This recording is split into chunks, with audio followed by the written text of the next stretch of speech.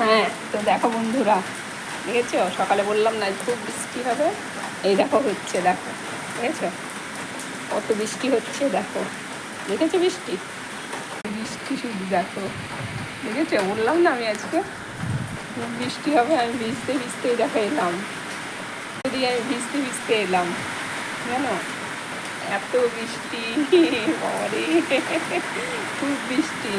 তো তোমাদের সবারই কি পুজো দেওয়া হয়ে গেছে? না অনেকেই তো রাত্রেই দেবে, আর আমি তো বললামই যে আমাকে তাড়াতাড়ি দিনের বেলাতেই পুজোটা দিতে হবে, কারণ কি আমার প্রেশারের ওষুধ খেতে হয়, তো সেই জন্য।